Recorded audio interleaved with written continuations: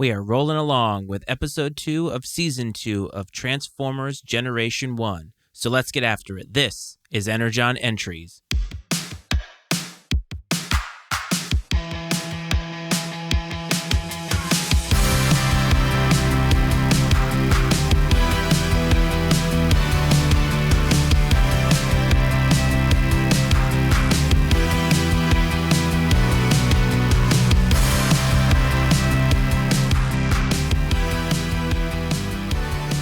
Welcome back to Energon Entries, everybody. As always, this is your host, Matt Freites, and I want to thank you for taking out the time to listening to this podcast, and I hope that you are enjoying it. And before we get into the episode 2 of season 2, I do want to reach out and say thank you to Jeff, who left a comment and a wonderful, wonderful review on Amazon Audible or Amazon Music, wherever it is that he is listening. And it was a wonderful review, and it makes me feel good because I don't believe it's anybody that I know. And so it's nice that what I'm doing is resonating with you and that you're enjoying it. So I hope that you keep enjoying it, and I hope that you spread the word with anybody else who is watching or is into Transformers. And with that, let's get into the episode recap. The episode opens with Wheeljack giving the Autobots a demonstration of his new invention, the Immobilizer, a weapon used to stop the Decepticons in their tracks. The Ark is damaged during the demonstration as Ironhide mistakes Hound's hologram of Laserbeak for the real enemy, and the Immobilizer is damaged. While at the arcade, Spike and Bumblebee also run into a female human named Carly, who confesses her fascination for Bumblebee and the Autobots. While Spike and Bumblebee are searching for materials, they are stopped by a police officer for speeding. There, Ravage attacks Bumblebee and during the skirmish plants a microbug on Bumblebee. After, another demonstration of the Immobilizer takes place at Autobot headquarters.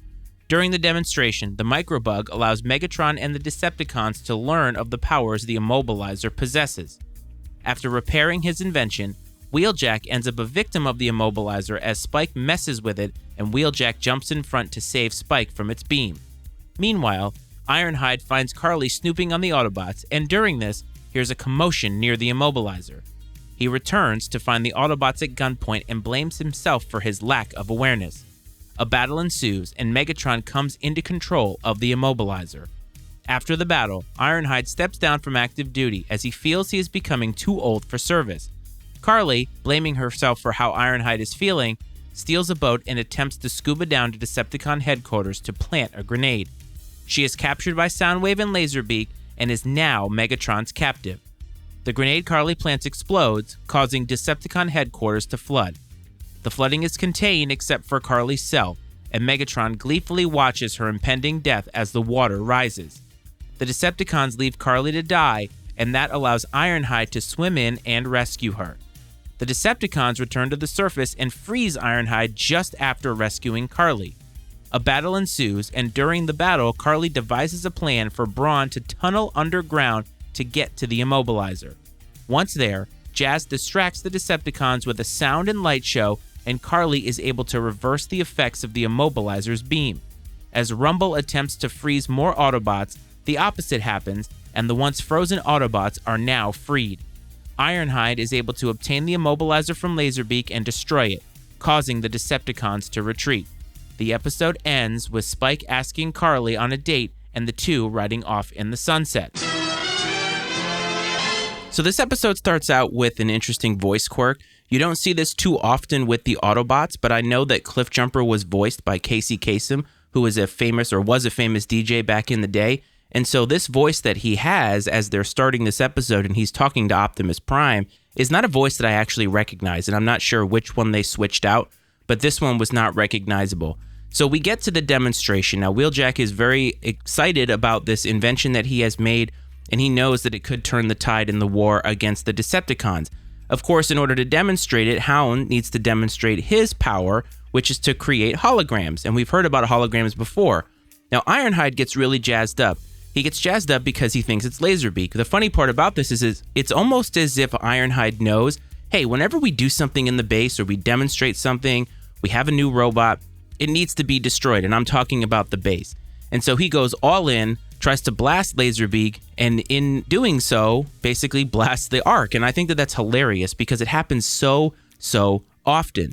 And so this invention gets ruined, of course, because the base gets ruined. So we get some consequences here. And Wheeljack says, hey, Spike, Bumblebee, can you just run into town and get this part? This part, I'm assuming, is a Cybertronian part. Can they really just run into town to do this? There's a little bit of inconsistency there.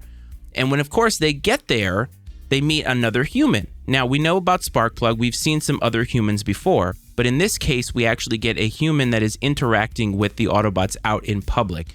And that's Carly. Now, Carly is interested in Bumblebee, and it seems as if she is almost physically attracted to Bumblebee, which is a little bit weird. Also weird is that Spike gets jealous of this because maybe he wants to get a little bit of that action. But we're going to talk about this later about his age, but it's like, is there jealousy between Bumblebee and Spike? They never really revisit that. Of course, the officer stops them for speeding, and he asks Spike a very important question. Are you even old enough to drive? And it's like, how old is he? Because they have talked about how he's not old enough to drive in the previous season. So that would put him under 16 theoretically. If you're thinking about the 80s, the driving age most of the time was 16. And so he's got to be under the age of 16. Now, I think it's funny that the officer didn't know that Bumblebee was an Autobot because every Autobot has these giant Autobot symbols. And I think that the Autobots have been on Earth long enough that they'd be able to recognize it, but they don't actually recognize it here. And it's just part of the story. So the Decepticons planted this microbug during this battle. So Ravage obviously was looking for an Autobot somewhere because I don't think he was planning on meeting Bumblebee per se. And they're planting this bug not knowing what they're actually looking for. To me, this is very smart because they're looking ahead. They obviously want to find out what the Autobots are talking about. So it doesn't have to be because they want to find something specific. They just want to know what the Autobots are up to. So I think that's interesting. Now, when they get back to base, of course, there's going to be another test of the Immobilizer. And Optimus Prime says something that is amazing. He says, let's test it under safety conditions. And that's hilarious because I just mentioned how Ironhide ruined the Ark and how often this happens. And it took a full season and a couple of episodes for Optimus Prime to say, you know, maybe we shouldn't do all this testing here at headquarters. Let's do it somewhere else. And this is Prime obviously now knowing that he needs to be forward thinking. And it doesn't happen very often. So, of course, during this demonstration, Spike does what Spike does. And he gets in trouble and he ruins things. And this is a theme with Spike a lot of times. It seems like he doesn't think, he always needs to be rescued. And so he does that by not paying attention, stepping on the remote, and he immobilizes Wheeljack. And it's like, why do they keep having these humans around if they constantly are giving them fits? And to be fair to Ironhide here, he was on the lookout and he was looking in one direction. He obviously sees Carly, he becomes distracted. But the Decepticons, I think, could have come from anywhere, and so it's not a guarantee that he would have seen it. It just fits into the storyline. Now, of course, during this little skirmish, there's a back and forth, and Trailbreaker uses his force field. I have to say, I think Trailbreaker's force field might be the most overpowered thing in the entire series, because it always works. And yes, it only works in one direction, but it always seems to work. They never seem to have a problem with it. Of course, Starscream tries to get around this, and I feel like Starscream is slowly becoming the Spike of the Decepticons. It seems like everything that he does doesn't work out and puts the Decepticons at a disadvantage, and he always seems to get them in trouble. Now, during this battle, Megatron turns into gun mode. We've talked about this before, and Ironhide is hit what looks like in the shoulder, maybe even in the chest region, and he goes down pretty hard, and he's almost incapacitated. So in previous episodes, other Autobots have been hit and seem to be okay. Optimus Prime got hit point blank in the season finale of season 1, and he was just fine. And so there's an inconsistency about whether Megatron is superpowered as a gun or not. Now, Ironhide, we find out, can also shoot out this sticky red goo from his arms, and we've seen this power before because he put out a fire using fire-retardant chemicals out of those same arms.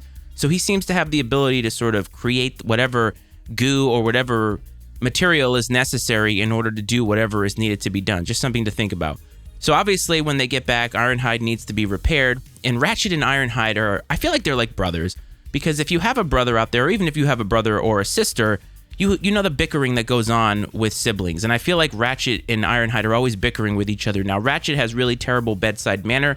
He's always telling the Autobots to be quiet or sit down or whatever, and so I think that that's a fun little interaction. They are the same kind of van, so it would make sense that maybe they were made at the same time. Ironhide is giving Carly a tour of the Ark, and he goes back into this place that we've never seen before. So we get a little bit of a glimpse of the depth of the Ark. And he goes into this one room, and there are human weapons there, human grenades, human missiles. And why do they have those? Are they taking them away because they're trying to save humans from themselves? And they said, hopefully we don't have to use these. Well, Why are they using human weapons to begin with? They are advanced robots from another planet. They should be using their own technology. And Carly steals a grenade, and her big plan is to go scuba diving. Where did she get this boat? Where did she get the scuba gear? Is this hers? Do her parents own this? Did she rent it? It's just kind of strange that all of a sudden she goes from the Ark, steals a grenade, and has a boat and scuba gear and knows how to scuba dive. How old is Carly? Carly seems to come from money, in my opinion. And of course, when they realize that Carly has been captured, Sparkplug says, well, Spike can't go get her on her own. Well, why did they let Spike go by himself? Spike never does anything right, so why would they let him go by himself? Seems like it's not really a great plan, in my opinion. And I will say this, one thing that you can say about Megatron is that he is evil and he thinks ahead. However, Megatron always uses the humans against the Autobots, and I think that that's always very, very smart. However, in the scene where Carly is appeared to be drowning, or at least her room is filling with water, Megatron watches her with a glee that we've never seen before. And this is kind of taking his evil to a new level. I mean, there are different levels of evil, in my opinion. And him watching it almost happy is maniacal. It's almost diabolical. And I think we've never seen this kind of evil from Megatron before. It was a little unsettling. And one thing that you can say about Wheeljack as well is that he made something that works here, and the Immobilizer worked really, really well. When they got back to shore, Rumble is using it, and I know that Megatron said that they perfected it, but this was Wheeljack's invention, and it immobilized every single Autobot without a hiccup. And I think that Wheeljack is very smart and made something that actually worked, whereas with the Dinobots and everything, there always seemed to be something wrong with his inventions. And so I think he has something to be proud of here, if I'm being honest. Now, Jazz obviously has the distraction, and he always plays the same song. And I've noticed that they play this whenever there's music played, whenever Jazz is playing something, and I feel like this is the go-to song. It's like, hey, let's figure out a song that's hip in the 80s, and that seems to be the song, and they play it over and over and over again. It's probably an original song. They probably didn't have rights to any other songs, if that was even a thing back then, and so just an observation that I made there. And Carly sure reversed that Immobilizer very, very quickly. Now, they had this plan where they're going to dig underground, they're going to get to it, that's all fine. Braun has obviously done that before. And now, Carly gets there and immediately, within seconds, flips the switch or flips something, and now the Immobilizer's ray is reversed, and she saves the day, and the Autobots get saved. And it's like, wow, that happened quickly. But then in the next scene, as they're closing out the episode, you find out that Carly, or she casually mentions about going to MIT, which makes her at least 3 or 4 years older than Spike. You kind of wonder, like, how old could she be? Because I said if Spike is less than 16 years old, and let's say she's a freshman, that makes her 18. That's a little bit strange. Like, that kind of borderlines on statutory stuff. And I know we're not getting into law here, and we're not getting into realism. This is a show, but just something to think about. And as a 41-year-old, it's like, wow, the age disparity they don't really talk about. But it makes sense as to, number one, why she was able to get a boat, because MIT is very expensive. So even if she did get a scholarship, it's still very expensive. And of course, the fact that she's very, very smart. So that sort of explains why she has the ability to change the Immobilizer very quickly.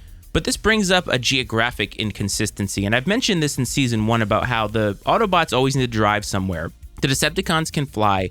And it seems like no matter where they go, whether it's Peru or the United States or wherever, the Autobots have to drive to get there. And that seems very inconsistent. So for Carly to talk about going to MIT, we don't really know where the Ark is. And they sort of make reference to the fact that it's in like Tennessee or somewhere in the South, or even in the desert. They've talked about that before. And so it seems like, well, where are they? Like, how did Carly get there? Does she live there? Was she on summer break? A lot of questions that I have. Overall, this episode, I thought it was fine. It was another standard fare. But it did bring up something as I'm watching it. I'm thinking, the humans may be more trouble than they're worth to the Autobots at times. And I know that that's kind of the crux of the Autobots' problem, is they always are saving the humans, and Optimus Prime will always go out of his way, even to the detriment of the Autobots, to save the humans. And that's just who Optimus Prime is. So I enjoyed it. It's the second episode. There are a lot of episodes in season 2. I kind of peeked ahead a little bit, and we have a lot to get into. I hope that you've enjoyed this. I once again want to give a shout out to reviewer Jeff for reviewing the show. It means a lot to me, and I hope that you are sharing the show, whoever you are, and I hope that you are enjoying it. If you want to get in touch with me, mattyicemedia@gmail.com is the email address. If you want to say hi, you want to ask questions or give me suggestions on things you want me to talk about, please support the Matty Ice Media Network, mattyicemedia.com, where we have other podcasts like Fire, Footwear, Iceman, and Coach, and some others, and we're looking to bring on some more. If you want to follow me on Twitter, at Matty Ice Freights is the handle. I always love to hear from people out there. So get in touch with me. Let me know what you think of the show. And I love hearing from just about everybody. I hope this finds everybody well. I hope this finds everybody safe. And I'll talk to you next time. This is Energon Entries.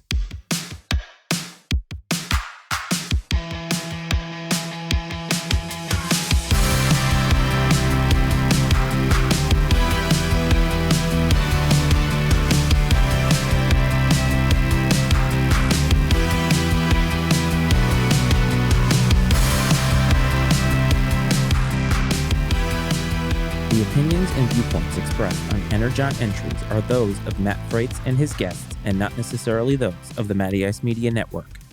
Energon Entries is exclusively owned by Matt Freights and is brought to you by the Matty Ice Media Network.